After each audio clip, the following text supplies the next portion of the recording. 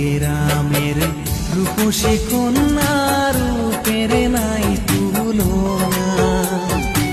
মনটায় আমার ধুইরা গেছি তোমার